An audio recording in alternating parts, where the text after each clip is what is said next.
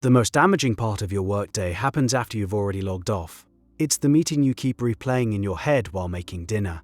The email you forgot to send that pops into your mind just as you're falling asleep. By the end of this, you'll understand the exact mechanism that keeps your brain clocked in, and you'll have a concrete, repeatable ritual to force a complete shutdown every single day. The inability to disconnect is a feature of your brain's operating system, a system that has no built-in command for "the workday is over." Your brain is a relentless problem-solving machine. It's designed to hold on to unfinished tasks, nagging you about them until they're resolved. Psychologists gave this a name, the Zeigarnik effect. It's the reason you can remember the waiter's complicated order before the food arrives, but forget it the moment the bill is paid. The task is complete.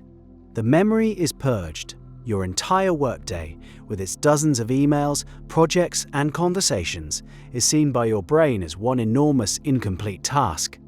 When you just close your laptop at 5 p.m., you haven't signaled completion, you've signaled interruption.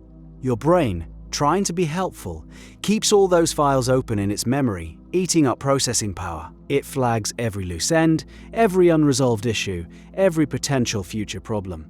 This is why your best ideas for work often come in the shower, or why a wave of work-related anxiety can hit you on a Sunday afternoon. Your brain is still running the program. It's trying to close the loops for you, because you never told it how, but there is a way to communicate directly with this system. A way to manually close every single file and tell the machine with certainty that it can stand down. This process requires speaking its native language, a language of plans and declarations. That language begins with a pen and a piece of paper. The first step in a true shutdown ritual is to externalize every single work-related thought. This creates a contract with your brain. You're making a deal with the anxious, problem-solving parts of your mind. The terms are simple. If you let me stop thinking about this, I promise I've got it captured somewhere safe. So you get a dedicated notebook, and at the end of your day, you perform a brain dump. You write down every task, every worry, every idea. Empty it all out. Finish the project brief. Follow up with Sarah. Figure out why the metrics are down. Anything that's taking up even a sliver of mental real estate goes onto the page. The physical act of writing is critical.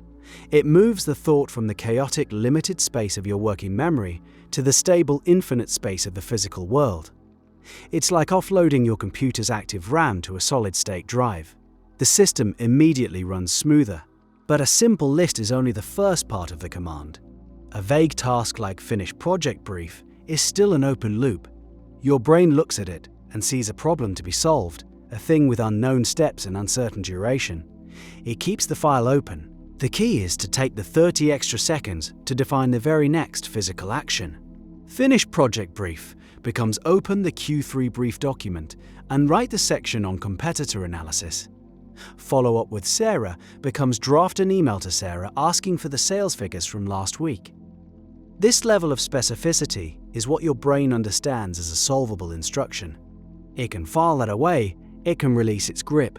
You are translating abstract anxieties into a concrete, executable plan. Once this is done for every item, your mind should be quiet. But for many, a ghost of the workday remains. You've closed the tactical loops, but you haven't addressed the strategic one. You've handled the what of your work. You now need to handle the when. The workday itself is a container.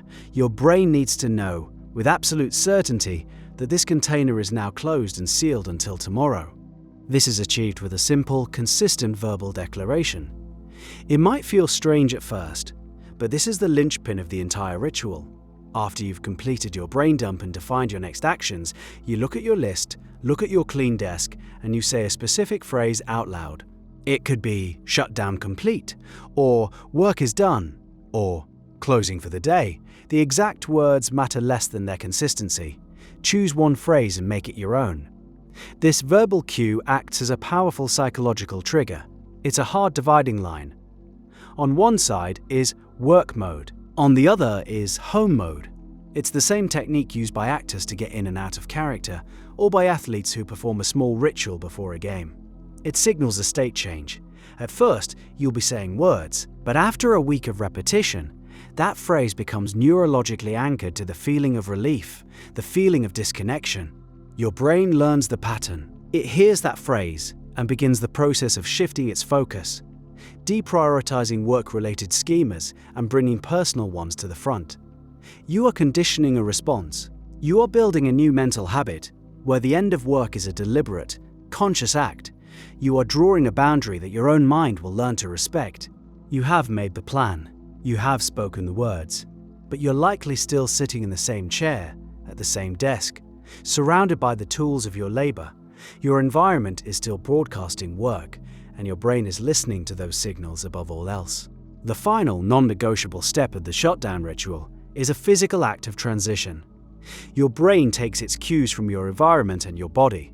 If your laptop is open on the dining table, you are in a workplace. If your work papers are spread across your desk, you are in a state of work. The ritual is incomplete until you physically alter your surroundings to reflect the state change you've just declared. This action needs to be as consistent as your verbal phrase. It could be closing your laptop and putting it into a bag out of sight. It could be tidying your desk completely, putting papers into a drawer. It could be turning off the specific lamp you only use for work. If you work from home, it could be as simple as changing out of your work clothes into something else. The action itself is a symbol. It's the physical manifestation of the mental boundary you've created. It tells the more primitive, instinctual parts of your brain that the conditions for work are no longer present. The threat, the challenge, the hunt. It's over for the day. This triple lock system is what makes the shutdown ritual effective. First, the brain dump and next action plan satisfies the logical, problem-solving part of your brain. It closes all the open cognitive loops. Second, the verbal phrase acts as a sharp, audible trigger, signaling a conscious shift in mental state. And third, the physical action changes the environmental cues that your body and subconscious mind respond to. Together, they form a powerful, multi-sensory ceremony that marks a true ending. It respects the way your brain is actually wired. The process gives your mind the closure it craves but can't create on its own. When this system is in place, it works so well that it starts to reveal an uncomfortable truth about all that time you thought you were losing. The problem was never a lack of time, it was a lack of edges. Your personal time wasn't being stolen by the volume of your work. It was being dissolved by the ambiguity of its boundaries. The hours between 6 p.m. and 10 p.m. were available, but they were contaminated. They were filled with a low-grade hum of work-related anxiety, of half-formed ideas and unresolved problems. You were physically present at home, but mentally you were still in a meeting. You were trying to pour your personal life into a container that was full of holes. The shutdown ritual is the act of sealing those holes. It doesn't create more hours in the day. It solidifies the hours you already have. It makes your rest true rest. It makes your leisure true leisure. The profound insight here is that the ability to be fully present in your personal life is a skill. It is a procedure that can be learned and practiced. It's the deliberate act of finishing one thing completely before starting another. The ultimate goal was never to work less. It was to be fully disengaged so that you could be fully engaged in the things that matter when the workday is done. Because the quality of your focus at work is a direct reflection of your ability to truly disconnect from it.